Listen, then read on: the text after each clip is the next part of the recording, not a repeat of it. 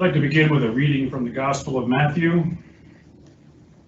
Hearing that Jesus had silenced the Sadducees, the Pharisees got together.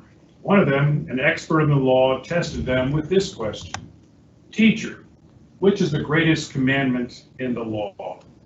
And Jesus replied, "Love the Lord your God with all your heart and all your mind and all your soul. This is the first and the greatest commandment. And the second is like it: love your neighbor as yourself. All the law and the prophets hang on these two commandments." As we gather here today to bring awareness to the importance of organ donation, it is this scripture that I just read that reminds us of the importance of tying the idea of loving our neighbor, loving one another, into the act of organ donation.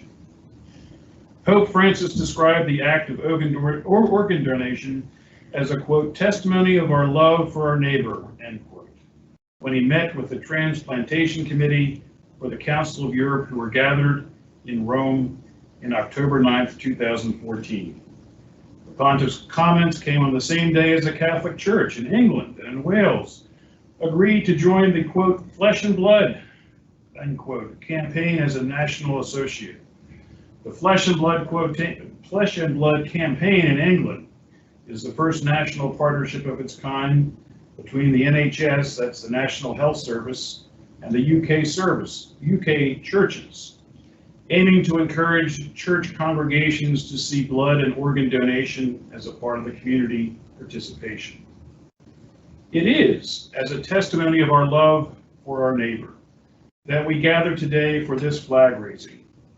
Organ donation is one of the most puzzling considerations that we face in our lives. The impact of this act of love includes a confusion of emotions and need to be well educated in what this act consists of. May the visibility that we bring to organ donation today and in the coming weeks and months serve to provide opportunities for us all to learn more about this incredible act of healing. May we feel the presence of God here with us during this time. Now let us bow our heads and pray. God and source of all of our life, in your wisdom you have given medical science the skill and ability to transplant organs, renewing life for the critically ill. God of compassion and mercy, bless those in need with this gift of life. Release them from fear and pain, from moments of uncertainty and times of despair, from powerful medications and debilitating treatments. Open the hearts of men and women to share their health by giving blood, registering as marrow and kidney donors, and dedicating themselves to organ donation.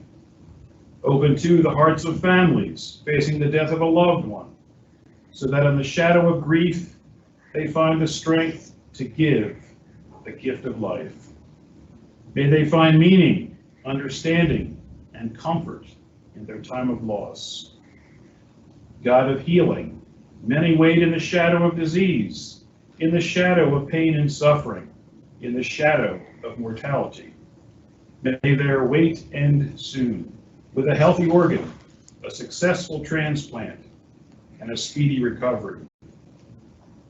And God of guidance, as we raise this flag and remember the importance of love for one another, may you guide each of us to hold on to that lesson, the greatest lesson of all. May we find ways to share with others, to allow your healing to come to those in need. Amen.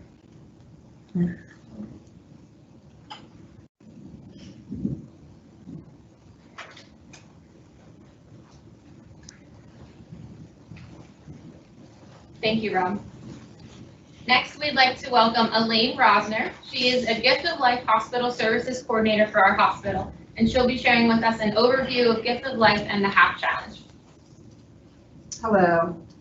I'm pleased to be here to join UKMC staff in celebrating National Donate Life Month, which is held every April to highlight the critical need for more organ and tissue donors.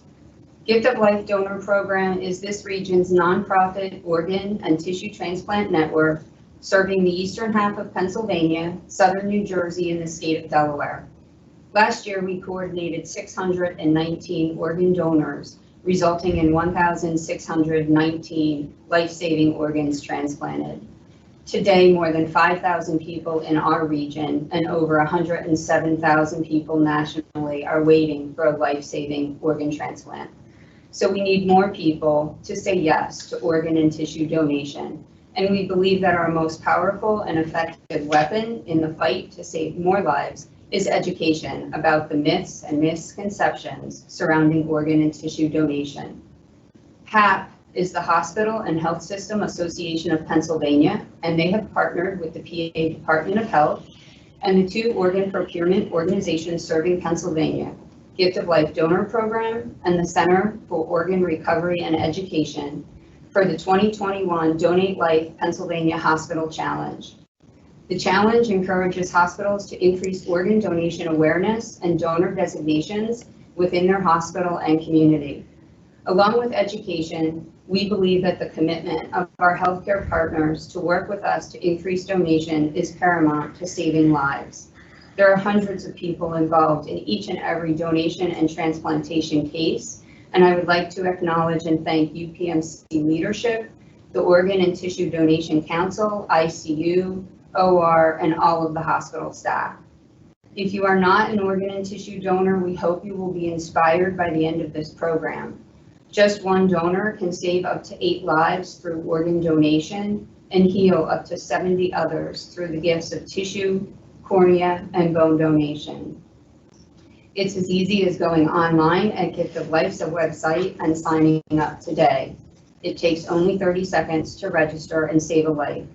Remember to tell your family about your decision to be a donor, and you'll be giving the greatest gift a person can give, the gift of life. Thank you. Thank you, Elaine. Next, we have Steve Johnson, our president of the Susquehanna region, to share the UPMC commitment to organ donation and the HAP Challenge.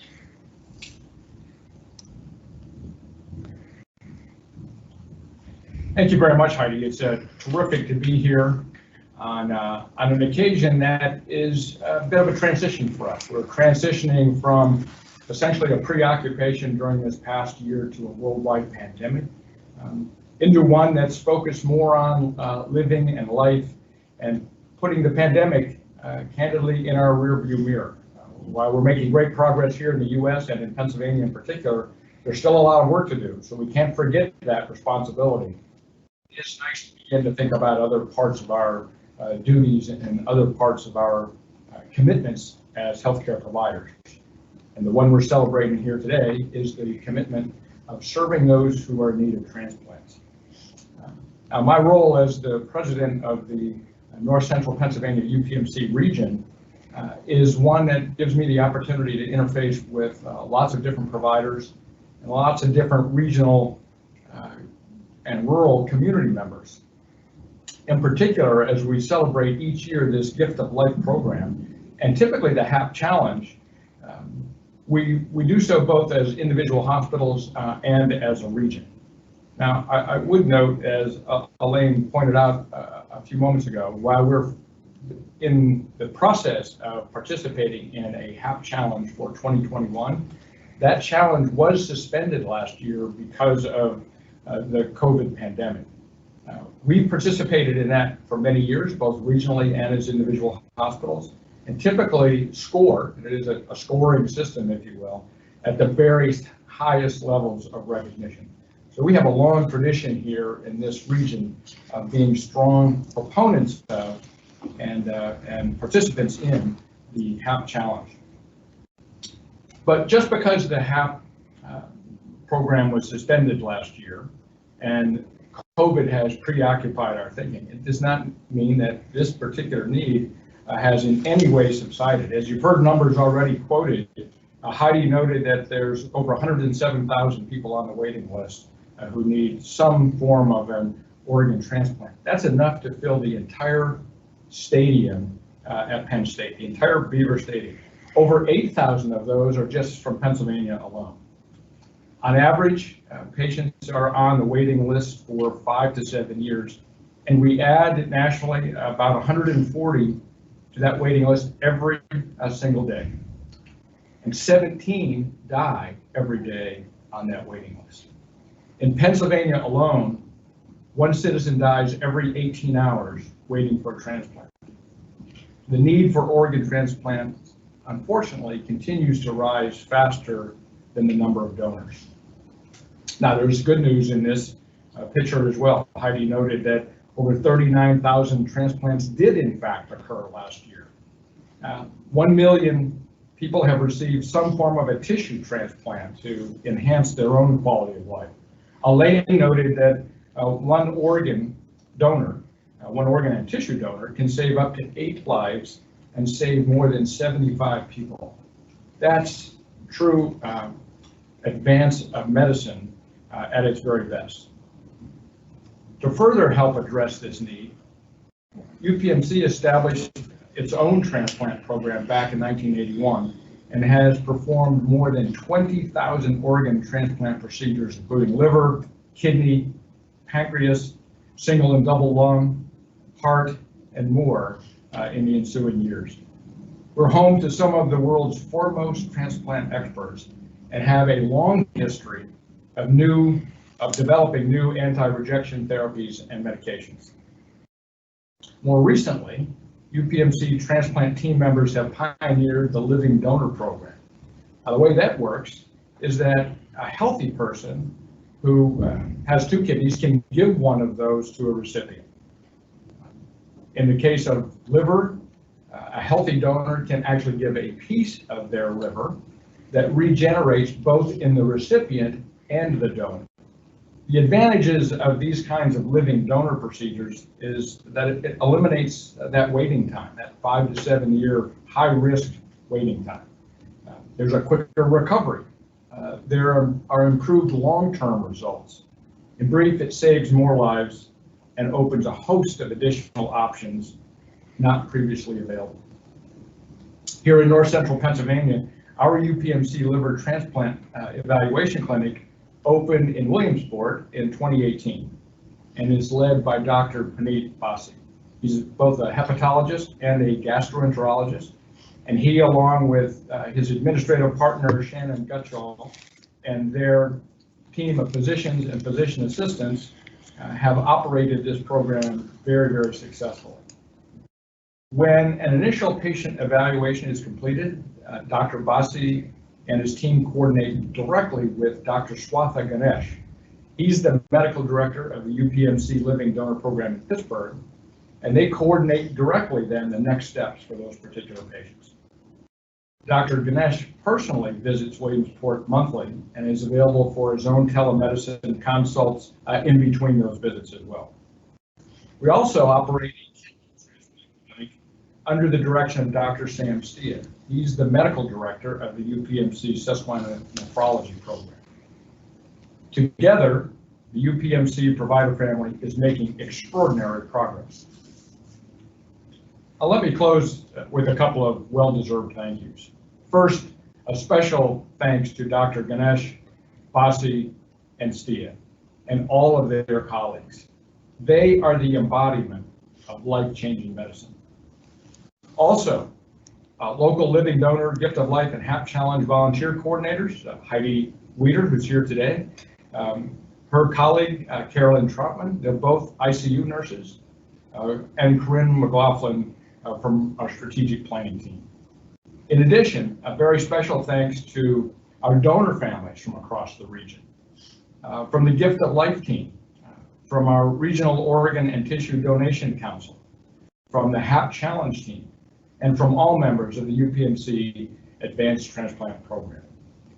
And finally, I want to leave you with a call to action. You can personally help by being a living donor and by adding that designation to your driver's license, a learner's permit, or state identification card. I've joined the club. You should too. Thank you, Steve. And last but not least, we have our organ recipient story brought to us by Bobby Millward. Well, I didn't prepare, but I just would like to say I come from a long history of polycystic kidneys. It started with my grandfather in the 70s, from my mother to my aunt, To me, I know what dialysis is like.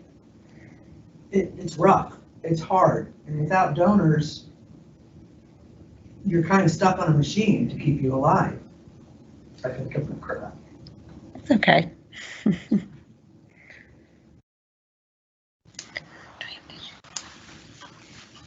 I'm sorry, I don't ever cry. But, yeah, it's just rough.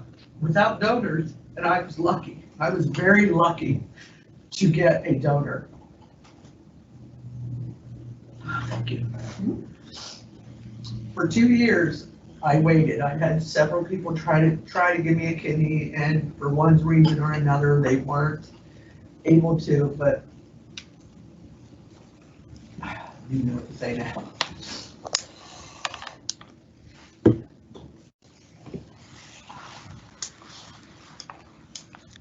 I just want to say, without donors, it's a hard life.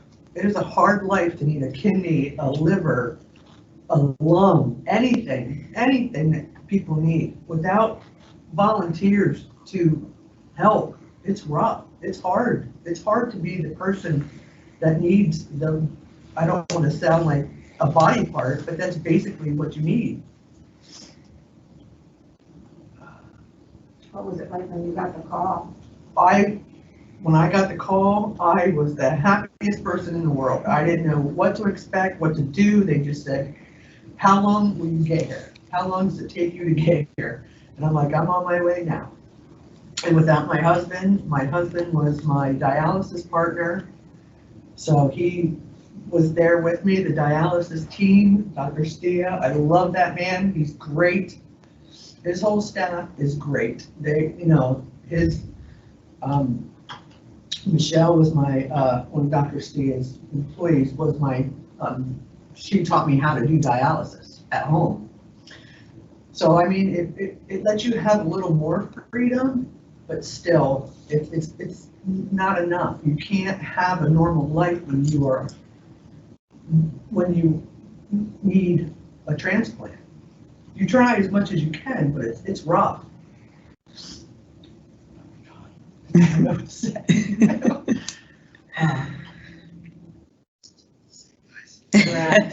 Come on, interact.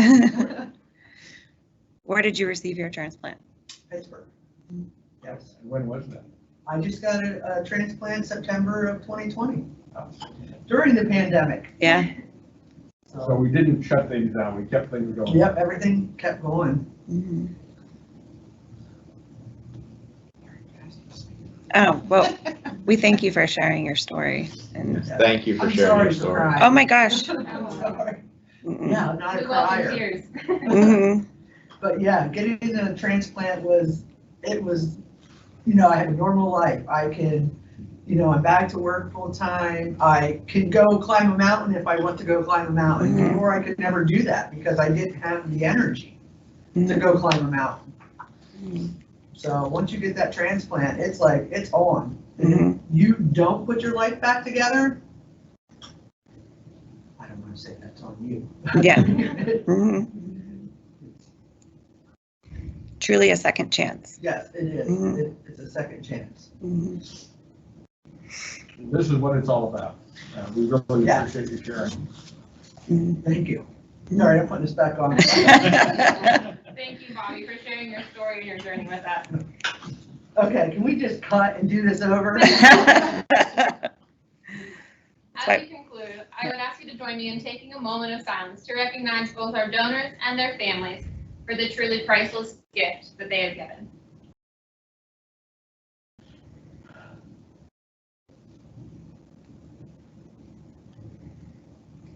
Thank you all for joining us today. If you have not already registered as a donor and would like to, it's as easy as visiting our UPMC website at upmc.com/donatelife. Also, if through these stories and wonderful speakers, you feel a desire to join us in raising awareness about donation, I encourage you to reach out to myself or any member of our Organ and Tissue Donation Council, and we would love for you to join us. Once again, thank you for joining us and have a wonderful day.